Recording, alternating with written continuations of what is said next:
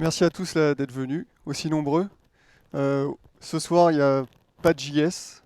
On est Lyon JS, mais ce sera plus du comment mon équipe elle fonctionne. Donc c'est plus de l'organisation d'équipe, du process. J'espère que ça va vous plaire quand même. Euh, je- vous avez dû remarquer là, dans notre industrie du développement, on a quelques problématiques récurrentes hein, qu'on retrouve un peu partout. Il y a pas mal de témoignages qui parlent de ça. Euh, c'est le code qui met trop de temps à arriver aux utilisateurs. On met trop de temps à faire nos développements. Et il y a trop de bugs aussi. Ça vous parle Non, c'est... il y en a qui- et ça, c'est souvent dû avec un code qui est difficile à maintenir, difficile à comprendre, difficile à modifier. Et aussi le silotage des connaissances. Il y a une personne qui connaît le sujet, qui a codé dans son coin, et le jour où il part, bah, plus personne connaît, il est en congé, le sujet ne peut plus avancer. Et donc tout ça, en fait, ça va nous empêcher d'apporter de la valeur à nos utilisateurs. Au final, c'est pour ça qu'on est là, nous, en tant que développeurs. On a envie de répondre aux besoins de nos utilisateurs. Et une solution qu'on a trouvée dans notre équipe, c'est de travailler en mob programming. Qui a déjà entendu parler du mob programming? Oui, ceux d'Indie ont déjà entendu parler. Et ça fait pas mal de personnes qui ont déjà entendu parler. Donc on va voir comment dans l'équipe on en est arrivé là, à travailler en mob programming, et bah, comment ça nous aide euh, à apporter de la valeur à nos utilisateurs. C'est nous, vous me reconnaissez.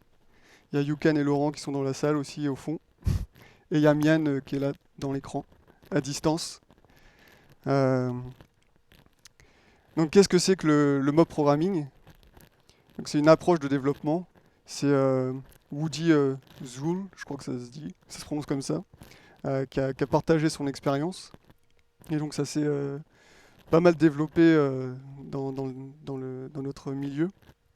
Donc en fait, ce que c'est toute l'équipe qui travaille sur la même chose, au même moment, au même endroit et sur le même ordinateur. Donc en gros, c'est du pair, mais pas à deux, mais toute l'équipe ensemble. Donc il y a une personne qui a le clavier, qui tape le code, c'est le driver, comme dans le pair programming. Et ensuite les autres, ça va être les navigateurs. Donc c'est ceux qui donnent la direction au driver. Et qui a déjà pratiqué le mob programming? Il y en a quelques-uns déjà. Est-ce que vous avez déjà eu aussi des incidents de prod où vous vous regroupez tous autour d'un même PC avec tous les cerveaux qui se mettent ensemble en ébullition parce qu'il faut aller vite et être efficace. Il ne faut pas refaire bugger la prod, ce serait dommage. Et ça, au final, bah, c'est un genre de mob programming. Donc si vous l'avez déjà fait, vous avez déjà fait du mob programming.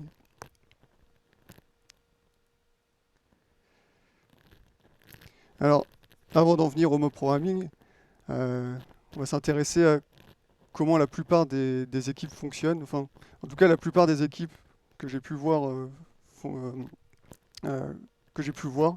On va voir comment elle fonctionne. Donc déjà, il y a la notion de parallélisation. Chaque développeur a une tâche à faire. Normalement, c'est efficace. On fait trois tâches en même temps. Ça devrait aller plus vite. Par contre, le développeur, il est seul. Et nous, ce qu'on veut, c'est quand même de la qualité. Et on ne peut pas faire confiance à un développeur tout seul. C'est quand même risqué. Il peut introduire des bugs. Son code, il peut être de mauvaise qualité, non maintenable. Et pareil, il y a le risque de silotage. Il est tout seul sur son sujet. Ah voilà, la prochaine fois, si quelqu'un d'autre veut travailler dessus, comment est-ce qu'on fait? Et c'est pour ça qu'on a inventé la notion de code review, où il y a un développeur de l'équipe, ça peut être aussi plusieurs, enfin d'autres personnes de l'équipe qui vont venir, qui vont relire le code, vérifier sa qualité, vérifier qu'il n'y a pas de bug, vérifier que ça suit toutes les normes de l'entreprise. Et aussi, bah, ça va permettre à ces développeurs d'avoir la connaissance. Donc c'est aussi un système qui permet de partager la connaissance dans l'équipe. Ça vous parle aussi normalement, c'est assez commun dans, dans notre industrie du développement. Donc là, il y a un beau dessin avec plein de couleurs. Ça, c'est la journée d'un développeur avec toutes ces tâches qu'il fait un peu en parallèle. Enfin, c'est séquencé comme ça. On va dire, il est en train de faire son développement sur une tâche. En même temps, il attend sa tâche précédente qu'elle soit review. Mais en même temps, il y a un autre dev de son équipe qui a besoin que son code soit review. Voilà, il y a plein de choses à faire pendant la journée d'un développeur, plein de choses qui rentrent en confrontation. Pardon. Euh, et donc ça, en fait, enfin, ça c'est beau là, enfin c'est tout droit et tout, il fait plein de choses. En fait, il y a la notion de context switching, et c'est pas si droit que ça, quoi. À chaque fois qu'on change de tâche, bah, on perd du temps. Euh, et donc c'est vraiment pas efficace. Et on va dire on perd du temps et en plus pour moi personnellement et je sais pas pour vous, ça m'agace quoi de passer d'un sujet à l'autre, de pas pouvoir me focuser, bon, je sais pas si ça se dit focuser, mais concentrer on va dire. C'est concentrer sur un sujet et pouvoir le finir. Euh, je sais pas si vous avez déjà eu aussi ces code review avec c'est pas des allers-retours de commentaires. Tiens, ce serait bien de faire comme ça. Alors ok, moi j'étais sur ma tâche, je vais regarder le commentaire. Bon, alors je stash mes modifications ou je fais un commit. Enfin, je reviens sur la branche précédente, je fais la modification qui a été demandée, je ping l'autre personne, tiens c'est bon, ça a été fait. Lui, bah, il était sur une autre tâche lui aussi. Donc il va revenir quelques heures plus tard, quand il aura le temps. Il va venir voir le code. Ok, ça c'est bon. Ah mais il y a ça aussi qu'il fallait modifier. Et rebelote. On est reparti pour un cycle comme ça, avec des allers-retours de commentaires. Vous avez déjà vécu ça aussi C'est pas très fun. Bah, un petit conseil, si vous faites des code review et que ça commence à partir comme ça, faites-les carrément en synchrone et en pair parce que sinon c'est insupportable ces choses-là. Mais il y a aussi la notion de séquentiel, donc faire les tâches l'une après l'autre. Et là on voit que bah, la tâche bleue, une fois qu'on arrive ici, elle est terminée, on n'en parle plus. La tâche verte, pareil. Alors que là, pour la tâche bleue, on aurait dû attendre ici pour que ça soit fait. Enfin, et encore, c'est ici avec le context switching. Donc voilà, c'est important aussi de terminer ce qu'on commence et vraiment rester concentré sur une tâche. Donc ça met un peu du plomb dans l'aile de la parallélisation à tout prix, comme quoi c'est efficace. Euh, et pareil, deuxième notion, donc on parlait, c'était de code review. Mais est-ce que les code reviews sont vraiment efficaces? Je sais pas si vous trouvez ça. Est-ce que vous évitez beaucoup de bugs grâce au code review? Est-ce que la qualité du code, elle s'améliore grâce au code review? Moi, il y a quelqu'un qui a écrit son code pendant je sais pas combien d'heures. J'arrive à la fin, je lui dis ton archi elle est pourrie. Je dis pas comme ça. Quoique il faut dire les choses parfois. Mais une fois que le code il a été écrit, c'est compliqué de dire tiens ça on aurait pu mieux faire. Enfin le code il fonctionne soit, mais peut-être qu'il y a des petites choses qui auraient pu être mieux faites. Oui, mieux faites.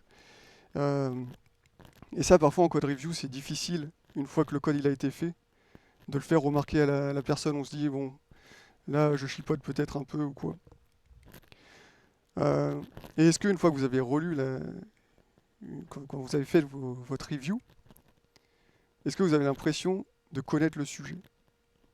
Est-ce que si on vous demande de coder sur le même sujet, est-ce que vous êtes chaud là tout de suite ou est-ce qu'en fait vous allez vous dire bah, attends c'est un tel qui a travaillé dessus, faut que je lui demande.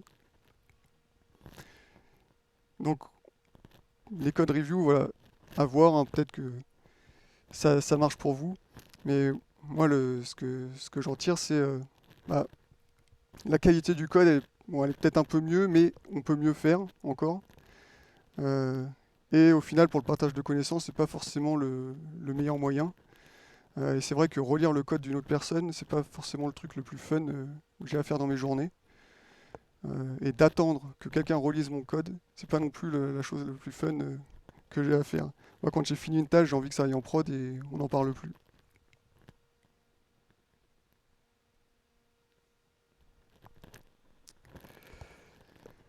Donc voilà, si la parallélisation et les code review, c'est pas efficace pour nous, bah, on arrête ça. Et qu'est-ce qu'on fait à la place? Bah, on va faire du mob programming. Donc bah, toute l'équipe, elle va travailler sur une seule tâche à la fois, tous ensemble.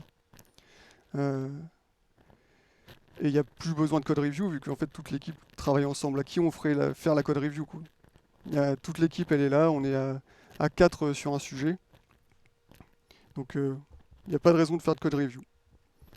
Et je remercie d'ailleurs l'équipe de m'avoir fait confiance. Quand je leur ai proposé ça, tiens, on va travailler tous ensemble sur la même tâche. On va faire du mob programming. Donc merci. Et bon, de toute façon, il n'y avait pas de grand risque, hein. Si ça n'avait pas fonctionné, on essaye des choses et on s'adapte, hein. C'est des expérimentations.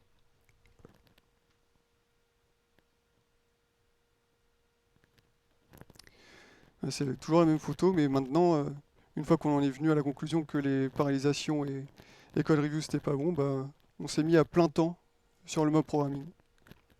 Donc on a fait que ça de nos journées. Alors qu'est-ce que ça nous apporte le mob programming?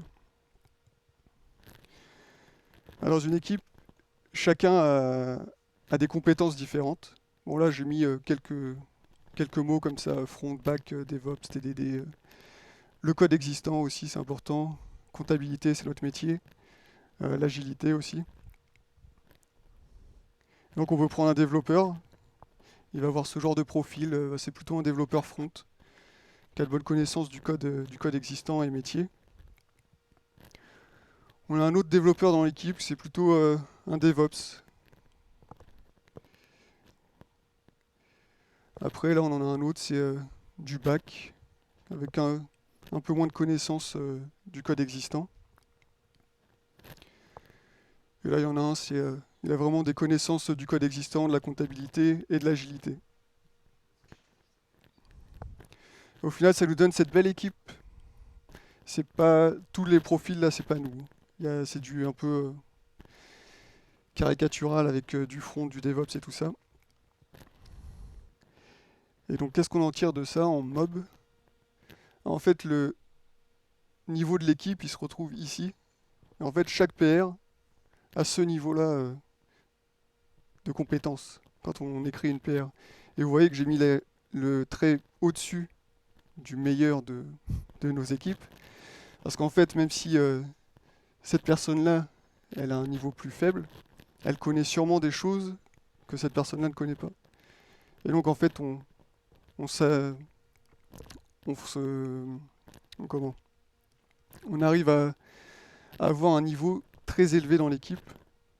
Et c'est pas juste la somme de nos individualités, pardon.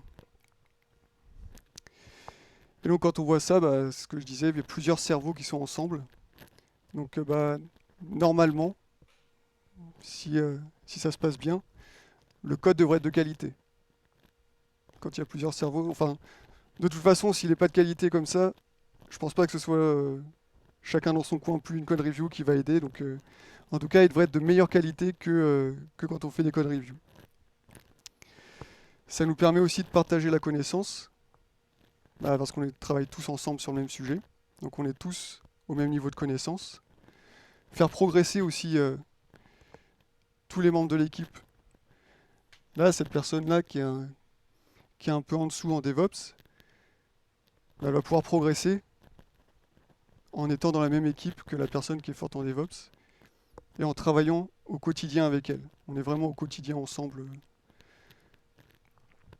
Et ça crée du lien aussi dans l'équipe. Donc bah, on n'est pas juste l'un, enfin chacun derrière son ordinateur. On est vraiment tous ensemble sur une même problématique. dans la même galère, on pourrait dire. Mais en tout cas, on partage aussi le même résultat au final. Un autre bon point aussi là-dessus, c'est la... Donc on a dit que le code il était de meilleure qualité. Et un effet qu'on a vu de travailler comme ça tous ensemble, c'est en fait quand on fait de l'architecture, on va vraiment à l'essentiel. On fait pas de réunion, de points architecture, où on va avoir un tableau blanc, essayer de réfléchir à tout ce à quoi on peut penser, enfin, en se disant tiens là il faut faire une abstraction, là il faut, enfin on va éviter d'over-engineer notre solution. On va vraiment aller à l'essentiel. Et ensuite, si le besoin se fait sentir, on va faire des micro-refactos au fil de l'eau.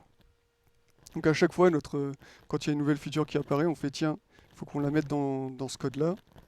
Est-ce que le code il est compatible avec cette nouvelle feature? Est-ce qu'on peut mieux faire? Est-ce que ça vaut le coup de mieux faire?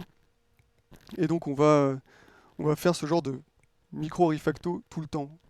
On n'a pas, on n'est pas en mode je fais une feature le plus vite possible et ensuite on se prend 2 semaines pour faire un refacto parce que ce qu'on a fait ça va pas. Je sais pas s'il y en a qui ça leur dit ça des trucs où il faut aller vite pour faire la feature et après à la fin on promet de faire un petit refacto et souvent il y a une nouvelle tâche à faire. Ah, dommage. On n'a pas le temps de faire un refacto. Donc nous voilà, c'est toujours, et on parle même pas de refacto avec notre PM, il a pas, enfin, c'est notre travail quoi. On doit faire une nouvelle tâche, si elle rentre pas dans le code, bah, on améliore le code. Il n'y a pas de discussion. Donc avec tout ça, en fait, rien qu'en étant tous ensemble sur la même tâche, on a vu qu'on a répondu à la problématique de qualité de code aussi bien maintenabilité que réduction des bugs, et aussi le problème de partage de connaissances.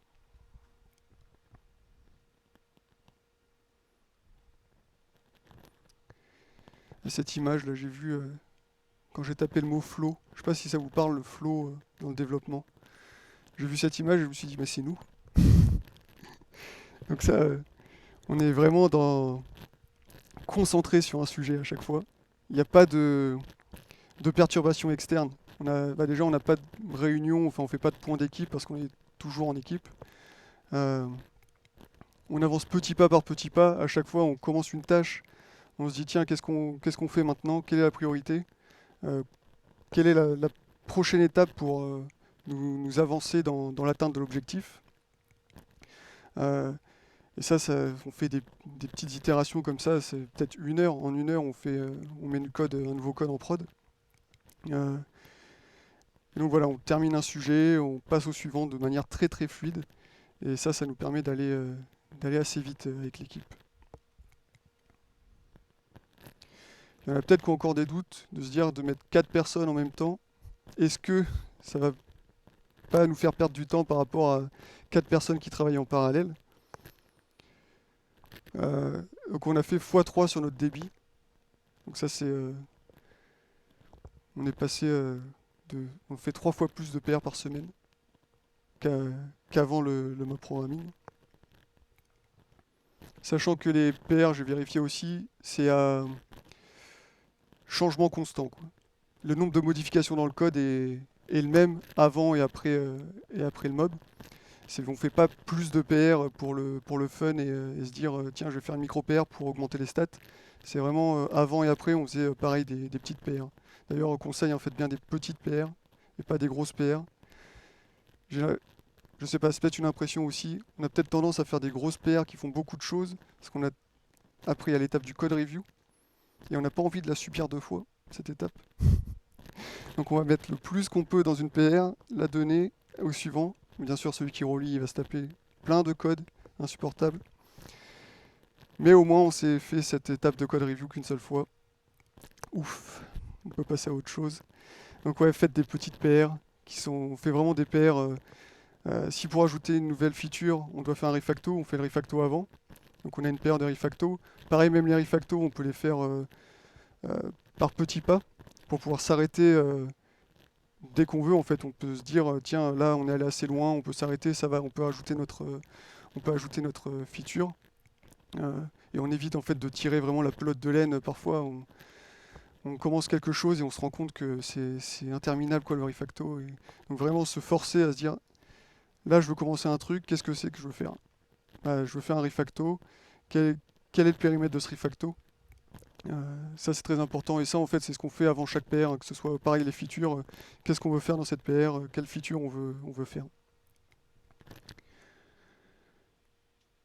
Donc le débit c'est donc le nombre de PR qu'on fait par semaine là et on peut se dire bah ok cool, on commence des PR, enfin là nous on commence on est pas en parallèle mais si vous étiez dans le cas de parallèle, vous pouvez vous dire vous commencez je sais pas 3 PR en début de sprint mais par contre vous les finissez les 3 en fin de sprint. Donc vous avez un débit de 3 PR par semaine. Il y a une autre métrique qui est intéressante, c'est le temps de cycle. Donc c'est le temps que vous mettez entre le début de la tâche et la fin de la tâche. Donc c'est, j'ai décidé de travailler sur cette tâche-là, combien de temps ça prend pour la mettre en prod. Donc ça on l'a divisé par 4. Donc on voit dans l'exemple précédent, si c'était en parallèle, sur une semaine on faisait 3 PR, c'est cool, mais par contre le temps de cycle c'était une semaine. Nous on a divisé par 4 ouais, le temps de cycle. Faut savoir qu'on met, en fait on a plus de code review, donc on écrit le code, bim, ça va en prod. Euh, on met moins d'une heure en fait, nos PR c'est moins d'une heure et chaque heure presque on met en prod une nouvelle feature. Enfin pas feature, pardon, une nouvelle PR. Donc il y a le code qui est mergé sur la branche principale. D'ailleurs c'est aussi important, merger rapidement le code, parce que si vous faites des feature branches qui durent plusieurs jours, le code après il sera peut-être plus valide. Et les autres qui travaillent en parallèle, parce que bien sûr si vous travaillez en parallèle, il y en a d'autres qui travaillent sur le même sujet peut-être, et eux ils vont pas profiter de votre nouveau code et à la fin ça peut exploser. Enfin, donc faire vraiment des petites PR et toujours merger, ça aussi c'est quelque chose ce à quoi on fait attention dans l'équipe. Donc ouais, ces deux chiffres, hein, c'est le mob, ça nous permet d'aller très vite. Et ce qui est marrant au début, là, quand j'en ai parlé avec mon PM, il utilisait pas mal le mot quand même. Vous pouvez paralléliser. Le mot paralléliser à chaque fois. Est-ce qu'on peut pas faire ça en parallèle quand même? Et là, depuis, je parle plus de ça. Il y a, il y a plus, il y a plus de questions quoi là-dessus.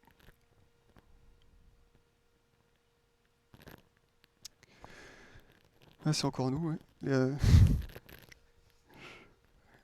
On l'a prise ce matin, la photo là. C'est dommage, il manque juste Mian, mais bon, elle est pas mal. On voit qu'on est heureux de travailler, qu'on est bien ensemble. Donc maintenant que ouais, je vous ai montré que le mob programming, ça permet vraiment d'apporter rapidement de la valeur à nos utilisateurs avec un code fonctionnel qui arrive vite entre les mains des utilisateurs. Peut-être qu'il y en a certains parmi vous qui ont envie d'essayer. Et donc j'ai quelques conseils comme ça pour vous lancer. Alors déjà là, ça c'est notre setup. On voit il y a un grand écran. Ça va nous permettre de... C'est là-dessus qu'on met l'IDE de celui qui a le clavier du driver. Donc ça va permettre à toute l'équipe de voir ce qui se passe sur un écran. C'est bien d'avoir un grand écran parce que si vous êtes sur un petit écran comme ça de PC, vous êtes tous les trois là-dessus, là, comme ça. C'est pas très agréable. Pareil, des vrais bureaux et des vraies chaises de bureau aussi. C'est important pour le dos, pour être bien pendant... Parce que là, on fait des journées de mob. Au début, on n'avait pas cet écran, on testait, donc on n'allait pas investir dans plein de trucs comme ça. Euh, on était chacun sur son PC avec son casque parce on a Yukan là qui nous a fait l'honneur ce soir de venir. Mais normalement, il est en remote sur Paris. Sur Paris. Donc on est toujours sur un Meet quoi, et, pour partager l'écran et tout. Donc là, on était même au bureau, on était sur Meet avec nos casques. Ensuite, parfois, on allait là-bas, là, à gauche, il y a une salle télé avec des canapés. Donc on se mettait sur les canapés, on projetait notre écran sur la télé. Mais les canapés avec les ordinateurs sur les genoux, c'est pas fou non plus pour le dos, pour la posture et tout ça. Donc c'est pas agréable pour faire une journée de travail. Et ensuite, bah, on a demandé une télé, on a eu la grande télé, on a fait notre petit espace comme ça. Et là, on est bien là, pour travailler en mob.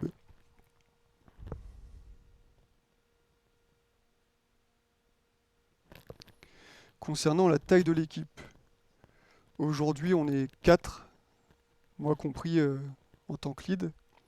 Je conseille 4 ou 5 personnes. Plus, je suis pas sûr que ce soit utile. Moins, bah, après, c'est une question de bus factor. C'est... Là, on est 4, notre bus factor, il est 4, vu on connaît tous nos sujets. Donc, à vous de voir, il y a aussi la notion de compétence de chacun. Est-ce que vous avez besoin de rendre votre équipe plus senior? Bah, vous allez mettre un senior en plus dans l'équipe, ou des choses comme ça. Mais 4 ou 5, je pense que c'est un bon nombre pour travailler en mob. Ah oui, et aussi, ça nous permet d'être, la plupart du temps, on est à 4. Et parfois, quand vraiment il y a des congés, où il y a une personne qui va participer à la guilde dans laquelle il est, en étant 4, bah, c'est plus simple de se retrouver minimum à 2 en même temps, pendant que les autres sont en congé ou dans des guildes. Donc c'est pas mal. 3, ça devient plus risqué, on peut vite se retrouver tout seul si les gens ils partent en congé.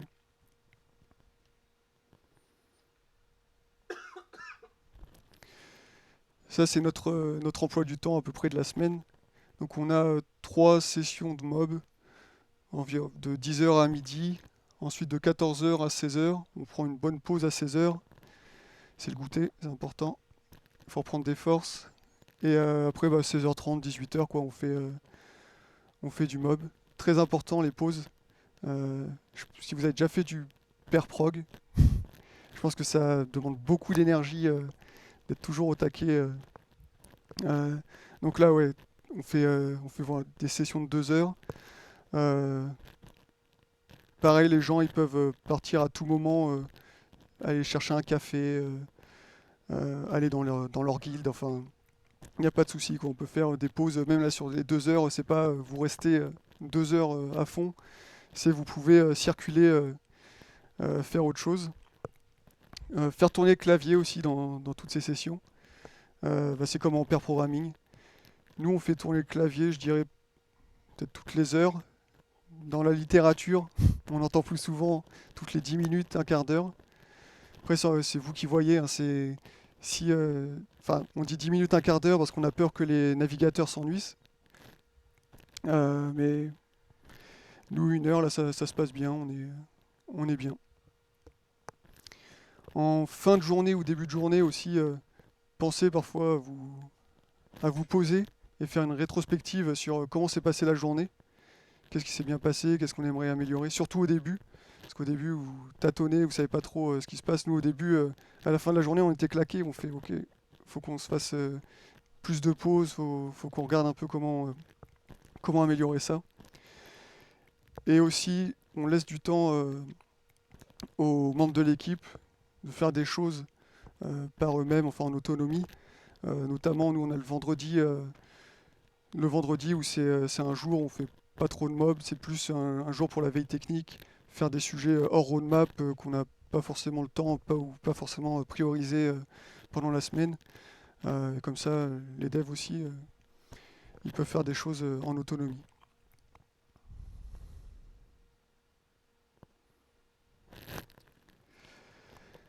Il y a autre chose aussi concernant le mob, bah, c'est comme le pair. Il y a certaines personnes qui sont pas très à l'aise à faire du pair programming. Euh, Peut-être travailler avec une autre personne, travailler en groupe. On va dire, on expose ses faiblesses, on se montre vulnérable. Il y a vraiment ces notions, ces émotions, parce qu'il faut donner son avis, faire des propositions, et parfois on peut se tromper aussi. Euh, Et donc ça peut être difficile pour certaines personnes de faire du pair et encore plus du mob où là c'est vraiment beaucoup de personnes ensemble. Mais chez Indie, euh, on a des valeurs et on les retrouve bien dans l'équipe. Et heureusement, on va dire pour, euh, pour Indie, parce que sinon ce serait un mauvais match. Mais en tout cas, on se retrouve très bien dans les valeurs d'Indie. Il y a la transparence d'abord. Donc on communique en fait sur tout ce qu'on fait de façon honnête et transparente, de façon à ce que chacun puisse contribuer aux décisions. Donc ça, dans l'équipe, on parle, on discute, on dit les choses. Quand il y a des choses qui vont pas, on le dit. Voilà, on est vraiment transparent. Une autre chose qui est importante, c'est la bienveillance aussi. Parce qu'une fois qu'on est transparent et qu'on dit les choses, faut que les autres, enfin, faut que ce soit dit, mais avec bienveillance, et que ce soit pris aussi avec bienveillance. Donc, chez Indie, cette valeur, c'est nous nous soutenons, nous faisons confiance et nous encourageons au quotidien pour mieux avancer ensemble. Et c'est vrai que dans l'équipe, il n'y a personne qui va dire ton idée, arrête de parler, c'est pourri, ne parle plus. Enfin, en, en gros, ça va pas être ça. Je pense pas que ce soit la bonne idée. Après, on peut essayer, on va faire. Enfin, voilà, mais il y a vraiment de la bienveillance. Enfin, on est dans l'équipe là, on est très soudés, quoi. Il y a pas de problème comme ça. Et la troisième valeur d'Indie, c'est l'ownership aussi. Donc chacun a la liberté de proposer des idées et de les mettre en œuvre. Nous sommes des doueurs et rien n'arrête notre ambition. Et c'est vrai que dans l'équipe, chacun est libre de proposer ses idées. Chacun est libre de faire ce qu'il a envie, enfin de proposer et de le faire lui-même. Dans l'équipe, on a des gens qui vont être euh, qui vont être plus intéressés par exemple par tout ce qui est alerting avec Sentry, Datadog et tout ça. Donc il le fait, enfin on travaille dessus, il n'y a pas de souci pour qu'il s'en occupe. Il y en a d'autres qui sont plus sur du front. Là, ils vont aller dans la kill front, ils vont faire plus donner des bonnes pratiques sur le front, travailler sur notre kit aussi en interne et tout ça. Et donc en fait, grâce à ces trois valeurs, il n'y a pas de raison d'être gêné quoi, de travailler avec d'autres personnes. Il n'y a pas de honte à avoir. On travaille et on progresse vraiment tous ensemble dans l'équipe. Et moi, enfin, c'est ce que je vois, hein, c'est ce que me disent les développeurs de l'équipe. C'est vraiment un cadre épanouissant pour eux, où ils sentent progresser à tout instant. Donc maintenant que je vous ai parlé que de comment on faisait le mode programming chez nous et pourquoi c'était efficace, vous trouverez aussi d'autres témoignages sur Internet, hein.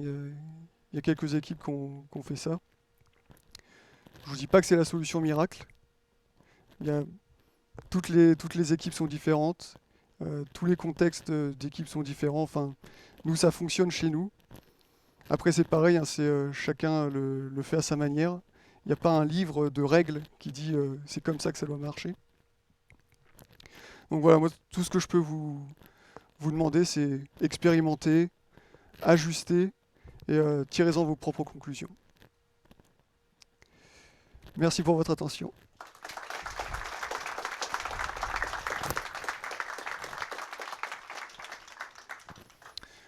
J'en profite, on a besoin de vous aussi. On veut simplifier la vie de millions d'indépendants et on a besoin de développeurs pour ça, pour atteindre nos objectifs et notre ambition. Donc il y a Baptiste, ouais, il est là-bas. Là. Donc si vous avez envie de parler, c'est plus recrutement avec Baptiste et avec les devs indie, c'est plus tech que vous allez pouvoir parler. Donc merci encore. Merci pour la présentation déjà. Moi j'ai une question, parce que je travaille actuellement donc, sur une mission où pour la première fois on fait du mob programming à plein temps. Et moi la frustration que je peux rencontrer, c'est lorsqu'on rencontre un blocage technique. Parfois on a envie de tester dans notre coin. de lire la doc, de prendre du temps de notre côté pour le faire, sauf que c'est compliqué de couper le mob pour faire ça. Comment est-ce que vous y prenez pour gérer ce côté-là? Je sais pas si ça nous est arrivé ça. Enfin, on regarde chacun dans son coin aussi pendant le mob, quoi. Est-ce que vous avez des réponses, Laurent et Yukan? Ouais. Ouais, voilà, le matin ou le soir, ou même pendant la pause, enfin midi, là, ouais. Mm. Ouais. Bon, si on n'est pas clavier, on peut chercher de notre côté. Enfin, c'est aussi ça. Quand on dit on travaille pas en parallèle, en vrai, on est quand même quatre cerveaux qui fonctionnent en même temps. On n'est pas tous focus sur le même truc.